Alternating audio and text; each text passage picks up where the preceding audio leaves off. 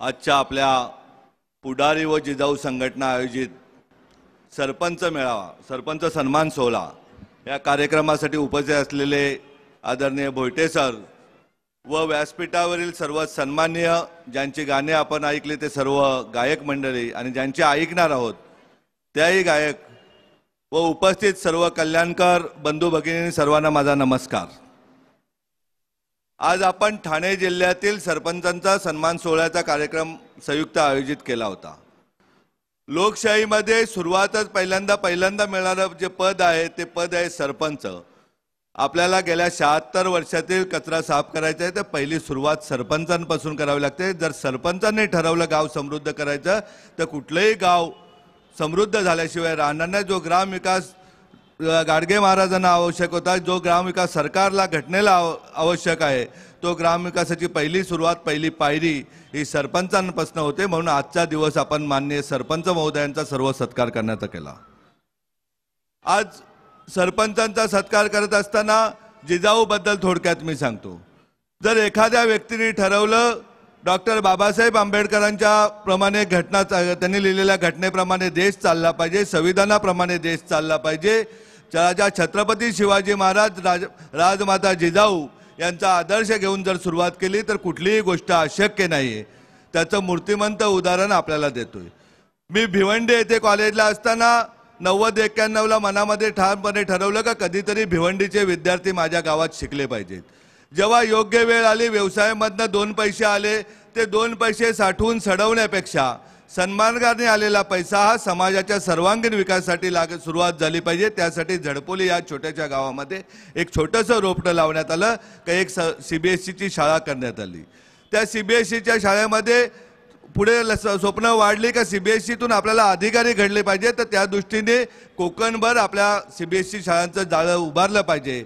आजपर्यंत तागायत आपल्या संस्थेच्या 8 CBSE शाळा आहेत का जिथे गरिबांची मुलं, ज्या मुलांना आई वडील नाही, ज्या मुलांना वडील नाही, त्या मुलांना मोफत शिक्षण दिलं जातं। मी तर अगदी पुढारी वृत्तपत्राला सांगतोय का अगदी देशाच्या शिक्षण व्यवस्थेमध्ये काय घडतंय आम्हाला माहिती नाही, परंतु महाराष्ट्राची शिक्षण व्यवस्था काय आहे ते आम्ही पाहतोय का स्पर्धा परीक्षेचं MPSCचं 2-2 वर्ष रिझल्ट लागत नाही, मुलांना 4-4, 8-8 दिवस उपोषणाला बसावं लागतं। अशा वेळेस आपल्याला आपल्या परिस्थितीमध्ये आपल्या गरिबांची मुलं डॉक्टर होण्यासाठी इयत्ता 9वी पासून नीटचे क्लासेस घेणारी आपली CBSE शाळा। आपल्या गरिबांची मुलं जर गरिबी सुधारवायची असेल तर आपली मुलं ही IITला जाऊन मोठे इंजिनियर झाले पाहिजेत, करोडो रुपयाचे पॅकेज आले पाहिजे। त्यासाठी JEEचेही क्लासेसची व्यवस्था सर इयत्ता 9वी पासून सुरू केली। आपण बघतोय महाराष्ट्र बोंबालतोय, गेले 4-5 वर्ष झाले का आपले 10 वर्ष झाले का आपले उद्योगधंदे इकडे तिकडे पळवले गेले। मी अगदी अभिमानाने सांगतोय अहमदाबादचे IIT झालेले टीचर झडपोली या छोट्याशा 200 लोकवस्तीच्या गावात आणून 24 तास विद्यार्थ्यांसाठी JEE नीटचे प्रिपरेशन केले जात आहे। त्याच छोट्याशा गावामध्ये सांगतोय अगदी कल्याण महापालिकेमध्येही रुग्णालय नाही। मी तर म्हणतोय ठाणा मुंबईचं लीलावती सारख्या ऑपरेशन थिएटर असलेलं आपलं छोट्याशा गावातील 130 खाटाचं रुग्णालय। अगदी ठाण्यातनं कल्याणमधनंही शेकडो आपले बांधव भगिनी येत आहेत का ते त्या रुग्णालयाचा लाभ घेतात। अगदी सर्दी खोकल्यालाही MD डॉक्टर आहेत, MD पिडियाट्रिशियन आहेत, MD गायनाईक आहेत का जेणेकरून आपल्याला आपली माता वाचली पाहिजे, आपले बच्चू वाचले पाहिजे, आपले बांधव वाचले पाहिजेत। डायलिसिसपासून कॅन्सरपर्यंतच्या सर्वच्या सर्व शस्त्रक्रिया, छोट्या मोठ्या सर्व शस्त्रक्रिया त्या रुग्णालयात होतात।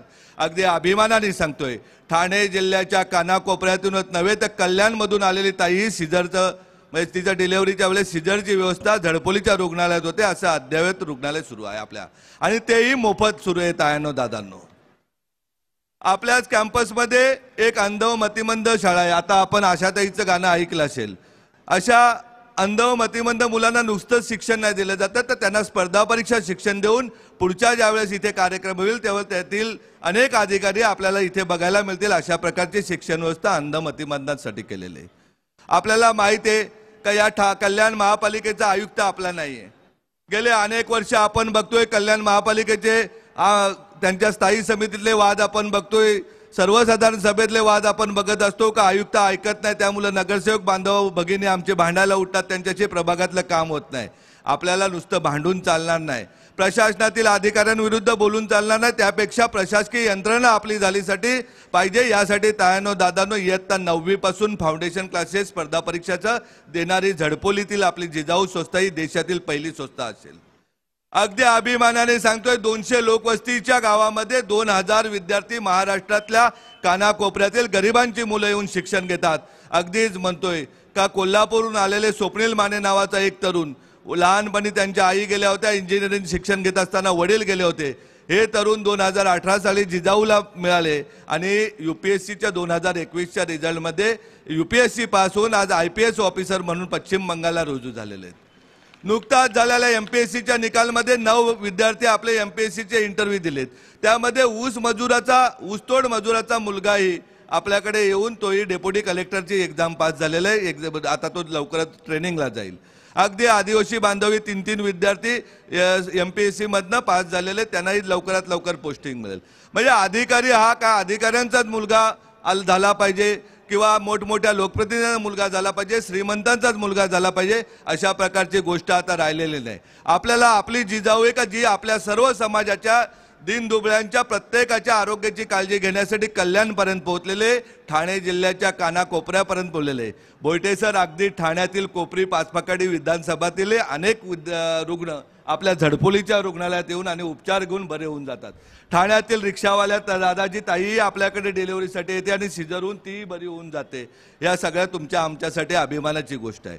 शासन करेल तेव्हा करेल हो, परंतु आपली जबाबदारी का आपण या देशाचे नागरिक आहोत, आपण केलं पाहिजे। जातीपाती पलीकडे जाऊन आपण आपला समाज तुमचा आमचा सर्वांचा एकत्र आहे, त्यामुळे त्या समाजासाठी आपण एकत्रितपणे काम केलं पाहिजे। दुसरी गोष्ट आहे, मी तर म्हणतोय कोकण, मगाशी कल्याणबाबत खूप गोष्टी बोलल्या गेल्या निवेदकांकडनं का कल्याण हे असं शहर आहे का सांस्कृतिक वारसा असलेलं शहर आहे। कल्याणमध्ये देशातील सर्व कानाकोपऱ्यातील आमचे बांधव येऊन राहतात, गुण्या गोविंदाने सर्व एकत्र राहून चांगले व्यवसाय करतात, नोकरी करत असतात। परंतु आपल्यालाही मनाला वाटतं ना का आपण मुंबईच्या बाजूला ठाण्यामध्ये राहतोय, ठाणे, रायगड, रत्नागिरी, सिंधुदुर्ग आणि पालघर या जिल्ह्यांची परिस्थिती बदलायची आहे तर जिजाऊ सारख्या प्रत्येक तालुक्यामध्ये एक संस्था आणायला लागेल, कारण आपल्याला इथला विकास हा सर्वांगीण विकास करायचा आहे आणि त्याची सुरुवात आपण सरपंचांपासून केलेली आहे।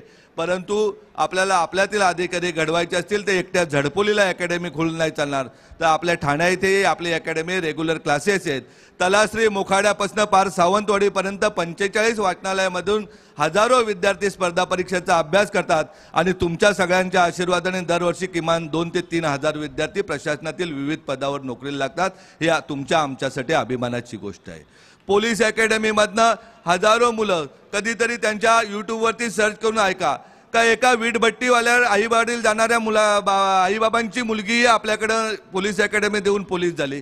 ज्या मुलीला आईबाप नसलेल्या ती मुलगी आपल्याकडनं पोलीस झाली। 2 बहिणी आई वडील लग्नाच्या मागे लागलेत, परंतु ते झडपोली येते पळून येतात, तिथे 3-4 महिने अभ्यास करून दोन्ही प्रशासनामध्ये लागतात। अगदीच उदाहरण घ्यायचं झालं तर जिच्या पोटामध्ये 2.5 महिन्याचं बाळ असताना तिचे पती जातात, तिची सासू तिला सांगते बाळ पाडू नको, आपण सांभाळू।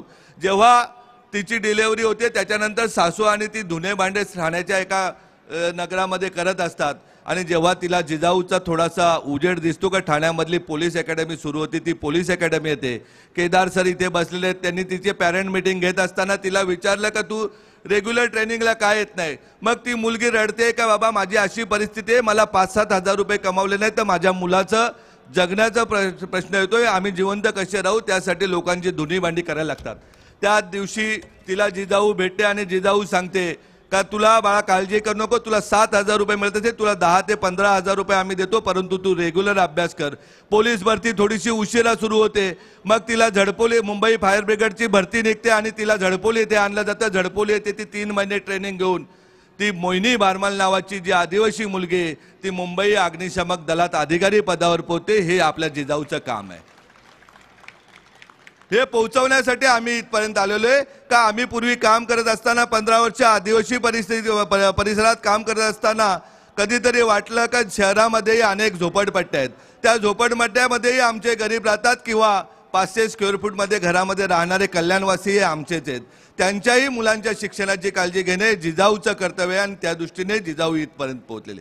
आपल्या टिटवाळा इथेही आपली लायब्ररी, टिटवाळा इथेही रुग्णवाहिका आहे. आपला मुख्य उद्देशच आहे का कोकणच्या 5 जिल्ह्यातील कुठलाही बांधव राहू दे, कुठल्याही जाती धर्माचा राहू दे, त्याच्या आरोग्याची काळजी घेणे हे जिजाऊचं प्रथम कर्तव्य आहे आणि त्याच्या मुलांना शिक्षण देणे याची जबाबदारी जिजाऊने घेतलेली आहे. आता कुठल्याही गोष्टीची तुम्ही ज्या ज्या झोपडपट्टीत सांगाल, ज्या ज्या परिसरात सांगाल, गेल्या 50 अभ्यासिका ज्युनियर KG पासून तर 12वी पर्यंत आपल्या सुरू आहेत.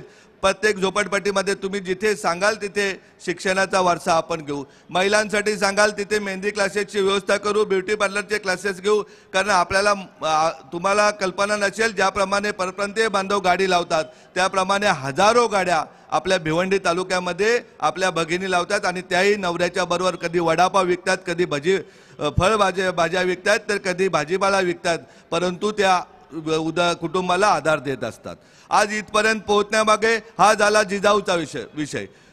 हे काम करत असताना आपल्याला माहिती आहे का, एखादा मेडिकल कॅम्प घेत असतानाही अनेक ठिकाणून वर्गण्या घेताना तुम्ही शहरामध्ये पाहिलं असेल. नवरात्री उत्सव असो, गणपती उत्सव असो, जो कुठला कार्यक्रम आहे तो शहरामध्ये पाहिला असेल, पावतीशिवाय चालत नाही. परंतु हे काम चालतंय, हा समाज माझा आहे आणि माझ्या व्यवसायातून आलेला सन्मार्गाने पैसा समाजाच्या उत्कर्षासाठी लागला पाहिजे. यासाठी कुठल्याही प्रकारची देणगी न घेता आपलं हॉस्पिटल सुरू आहे, गावोगावी वर्षाला 500 मेडिकल कॅम्प सुरू आहेत, प्रत्येक 50 अभ्यासिका सुरू आहेत, 45 लायब्रऱ्या सुरू आहेत, 30 पोलीस अकॅडमी सुरू आहेत. कारण हा समाज आपला आहे, या समाजाला आपण दाद दिली पाहिजे.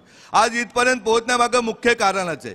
काल परवा मला अजितचा फोन आला का आप्पा पोलिसांनी मला बोलवलंय.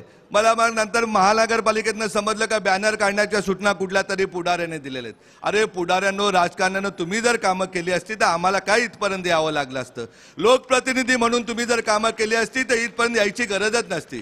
कुठे गेले कल्याणचं स्मार्ट सिटी, कुठे गेली कल्याणची परिस्थिती बघायला गेली तर छत्रपती शिवाजी महाराज ते सहजानंद चौक ट्रॅफिक किती भयानक आहे, किती जिकडे जावं तिकडे जावं, वालधवणीचं पाणी किती भयानक आहे का त्याच्या परिसरामध्ये राहणाऱ्या लोकांचा श्वास कोंडला जातो. नोकरीवरून आल्यानंतर घरी जाऊ की नको जाऊ असं आमच्या ताईला वाटतं, दादाला वाटतं, शाळेतल्या मुलांना वाटतं का घरी जाऊन काय करायचं, त्या गटार गणगेचा काय वास घ्यायचा. याबाबत का आपले लोकप्रतिनिधी काम करत नाही. मोठमोठ्या गोष्टी करतायत, मोठमोठी आश्वासनं देतात. निवडणुका आल्या का आमच्याकडे शेतकरी बांधव बोलतात का पाऊस पडायला आला का मोठ्या बिलात निघतो. तसे 4.5 वर्षानंतर हे लोकप्रतिनिधी जिकडे तिकडे फिरायला सुरुवात करतात.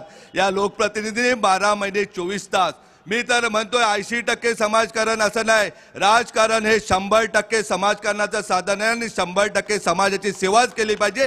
त्यासाठी इथपर्यंत आलेलो आहे. का तुम्ही एखाद्या कुठल्याही लोकप्रतिनिधी तुम्ही बघा का त्यांनी निवडणुकीला, पहिली निवडणूक घडली तेव्हा त्याच्याकडे उत्पन्न स्रोत काय होता, दुसऱ्या निवडणुकीच्या वेळेस त्याच्याकडे किती कोटी झाले आणि तिसऱ्या निवडणुकीच्या वेळेस किती हजार कोटी झाले. हा काय पैसे कमावण्याचा धंदा आहे काय? व्यवसाय करायचा तर तुम्ही व्यवसाय दुसरा करा. राजकारण हा व्यवसाय होता कामा नये, शिक्षण संस्था हा व्यवसाय होता कामा नये आणि आरोग्य संस्था सेवा ही व्यवसाय होता कामा नये. या तिघांच्या आगेन जिजाऊ आहे म्हणून जिजाऊ इथपर्यंत पडले. अनेक ठिकाणी अनेक अनुभव येतात. कधीतरी नॉर्मल डिलिव्हरी होत असते तेव्हा त्या डॉक्टर, सरकारी डॉक्टरची प्रायव्हेट डॉक्टर बरोबर प्रॅक्टिस असते, कट प्रॅक्टिस असते आणि मग तो सांगतो नाही नाही या हॉस्पिटलला जा, तुझ्या बाळाच्या गळ्यामध्ये नाळ आहे किंवा ही ताईची डिलिव्हरी होणार नाही. मग ते त्या दवाखान्यात पाठवले, ते 1.5 2 लाख रुपये बिल होतात. शिक्षण संस्थेमध्ये बघायला गेलं तर कुठेतरी डोनेशन घेऊन मोठमोठ्या ज्याला काही येत नाही असे शिक्षक भरले जातात, त्याच्याने पिढ्याच्या पिढ्या नष्ट होतात. आणि राजकारणाबद्दल बघायला गेलं तुम्ही कल्याणचाच विचार केला तर जो कल्याणचा विकासाचा पैसा हा कुठे गेलेला आहे त्याचा शोध लावण्याची वेळ तुम्हाला आलेली का हा नक्की पैसा कुठे गेलेला आहे. आपण बघायला गेलं तर महापालिकेच्या शाळांची काय दुरावस्था आहे. कधीतरी कुठल्या लोकप्रतिनिधी जाऊन बघितलंय का? त्यांना वाटलंय का बाबा माझेही पोरं या शाळेमध्ये शिकतील तर अशा प्रकारची व्यवस्था केली पाहिजे. आम्ही अभिमानाने काय सांगतो, ज्या जिजाऊमध्ये ज्याला आई वडील नसलेली मुलं शिकतात त्याच शाळेमध्ये आमचीही मुलं शिकतात. त्यामुळे आम्ही अभिमानाने सांगू शकतो की जे करायचं, जे दिवसा जे करणार तेच रात्रीही करायचं, अशा प्रकारचं काम करूया. आपण बघायचं गेलं तर अनेक समस्या कल्याणमध्ये आहेत. आज आपण बघतोय मेट्रो सारखा प्रकल्पाच्या कधी होणार, कधी विकास होणार. प्रत्येक वेळेस गप्पा ऐकल्या जातात कल्याण इथे मेट्रो येणार. कधीतरी असं वाटतं का आपल्याला मुंबईच्या घरांच्या घरपट्ट्या माफ होतात मुंबई महापालिकेच्या, मग कल्याणच्या घरांच्या घरपट्ट्या कधी माफ होणार आहेत? आता तर आता तर तुम्हाला महानगरपालिकेची निवडणूक आहे, लोकसभा आहे, विधानसभा आहे. आता तरी राजकारण्यांनी कल्याणमधील घरांच्या घरपट्ट्या माफ कराव्यात हे सांगण्यासाठी मी इथपर्यंत आलेलो आहे. मोठमोठ्या बाता मारण्यापेक्षा कुठेतरी समाजाच्या हिताचे निर्णय घेतले पाहिजेत. आरोग्याची व्यवस्था कल्याणची कोण करणार आहे? मी तुम्हाला अभिमानाने सांगतोय, आज नाही कधी 12 महिने 24 तास तुम्ही कुठल्याही गावातला कुठलाही रुग्ण आपला बांधव असेल, भगिनी असेल, तुम्ही फक्त आवाज द्या. जिजाऊचा कार्यकर्ता अगदी सर्दी खोकल्यापासून पोटातल्या बाळापासून 100 वर्षाच्या आजोबापर्यंत जो कुठला आजार असेल त्याला 100% बरा करण्यासाठी एकही रुपया न घेता, एकही रुपया खर्च न होता त्याला केला जाईल एवढं आपल्याला सांगतोय. कुठलाही विद्यार्थी तुम्ही द्या, ज्याला आई वडील नसतील त्याही विद्यार्थ्याला द्याला, ज्याला वडील नसतील त्यालाही तोही विद्यार्थी द्या. त्याला त्यांनी पाहिलेलं स्वप्न पूर्ण करण्यासाठी, तो स्वप्न पाहत नसेल तर त्याला स्वप्न दाखवू आणि त्याला तयार करू का तू हे स्वप्न बाग. जेव्हा कलेक्टरचं स्वप्न मुलगा बघेल, मुलगी बघेल, तेव्हा तो तहसीलदार, प्रांत किंवा या महापालिकेचा आयुक्त तरी होईल एवढं तुम्हाला मी अभिमानाने सांगतो. आज कुठलीही गोष्ट अशक्य नाही. ज्याप्रमाणे बघतोय आपण, एखादा परप्रांतीय बांधव येतो या कल्याणच्या स्टेशनवरती, थोडा 2-4 दिवस झोपतो, 15 दिवसानंतर त्याला अंदाज येतो का कुठे कोणाला पटवायचं, मग कशा प्रकारे काम करायचं. कुठला तरी आपला नगरसेवक भाऊ असतो, कुठला तरी शाखा प्रमुख भाऊ असतो, त्याला हाताशी धरतो. कुठल्या तरी मोठ्या राजकारण्याचा पैसा घेतो आणि मोठमोठ्या बिल्डिंग एका पत्त्यासारख्या उभ्या करतो. तशा प्रकारचे आपल्याला अधिकारी घडवायचे आहेत. ज्याप्रमाणे ते पत्त्यासारखी इमारत घडवून मोठमोठ्या प्रमाणात पैसा कसा कमावता त्यांचा उद्देश आहे. आम्ही ठरवलं प्रत्येकाने, मी माझं मूल, माझं कुटुंब सांभाळेन, माझ्या मुलांना शिक्षण देईन, त्याचबरोबर माझ्या नात्यातील माझ्या मोलकरणीच्या मुलाला किंवा मुलीला, माझ्याकडे असलेल्या ड्रायव्हरच्या मुलाला मुलीला शिक्षण देईन. तर मला वाटत नाही का शिक्षणाबाबत कुठे दरी निर्माण होईल.